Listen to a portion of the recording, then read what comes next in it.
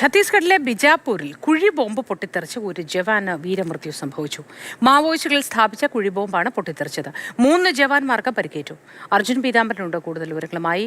അർജുൻ, എങ്ങനെയായിരുന്നു, എപ്പോഴായിരുന്നു സംഭവം? മാവോയിസ്റ്റുകളുടെ സാന്നിധ്യവും അവരുടെ ഭാഗത്തുനിന്നുള്ള ആക്രമണവും ഇപ്പോഴും ആ മേഖലകളിൽ പതിവാണോ?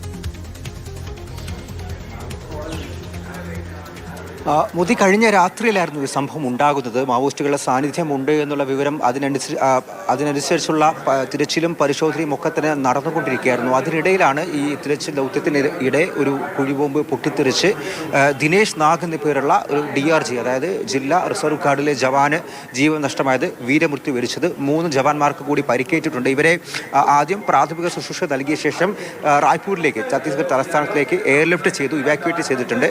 അവിടെ ഇവർക്ക് വേണ്ട എല്ലാ സൗകര്യങ്ങളും നൽകിക്കൊണ്ടിരിക്കുന്നുണ്ട്. എന്തായാലും ഈ 3 ജവാന്മാരും ഇപ്പോൾ അപകടനില തരണം ചെയ്തിട്ടുണ്ട്. അവരുടെ നില തൃപ്തികരമാണ് എന്നുള്ള കാര്യം തന്നെയാണ് വ്യക്തമാക്കിയിരിക്കുന്നത്. ഈ ഏറ്റുമുട്ടൽ ഈ പ്രദേശത്ത്, ബിജാപൂരിൻ്റെ ഈ നാഷണൽ പാർക്ക് മേഖലയിലാണ് ഈ സംഭവം ഉണ്ടാകുന്നത്. അവിടെ ഏറ്റുമുട്ടൽ എന്തായാലും നടക്കുന്നില്ല. പക്ഷേ സ്ഥിരമായി മാവോയിസ്റ്റ് സാന്നിധ്യമുള്ള ഒരു മേഖലയാണ്. അതുകൊണ്ട് പതിവായി ഈ തിരച്ചിലെല്ലാം തന്നെ നടക്കും. പക്ഷേ ഈ വഴികളിലെല്ലാം തന്നെ മാവോയിസ്റ്റ് ഇത്തരത്തിൽ കുഴിബോംബുകളും ഈ ഇംപ്രൊവൈസ്ഡ് എക്സ്പ്ലോസീവ് ഡിവൈസ് എന്ന് പറയുന്ന IEDകൾ അതെല്ലാം തന്നെ ഒരുപാട് സ്ഥാപിച്ചു വെക്കാറുണ്ട്.